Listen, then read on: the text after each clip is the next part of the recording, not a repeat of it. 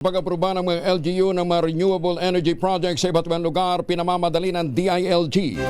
Detalye na balita mula kay Val Gonzalez, RH5. Val, good morning. Kuya Angel, inaatasan na ngayon ng Department of the Interior and Local Government ang lahat ng lokal na pamahalaan na i-fast track ang approval sa mga proseso para sa pagtatayo ng renewable energy project sa bansa. Ito'y sa gitna pa rin ng nararanasang krisis sa enerhiya. Sa nilabas na Memorandum Circular, tinukoy ng DILG ang mas pinabilis na proseso para sa solar, wind, hydro, geothermal, biomass at iba pang clean energy projects kasamang energy storage systems. Layunin ng direktiba na bawasan ang delay, tanggalin ang paulit-ulit na mga dokumento at paghusayin ang ugnayan ng national government at ng LGUs.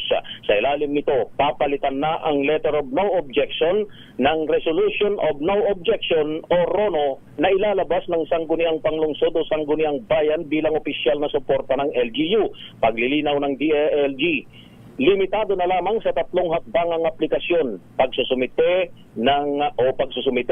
ito yung pagsusumite, order of payment at pagbabayad kasabay ng pagkuha ng RONO at kailangang aksyonan ito sa loob ng 45 working days alinsunod sa Executive Order number 110 ni Pangulong Ferdinand Bongbong Marcos Jr. para sa energy security ng bansa. Ako si Val Gonzalez, DZRH, una sa Pilipinas, una sa Pilipino. Maraming salamat, Val. Magtanim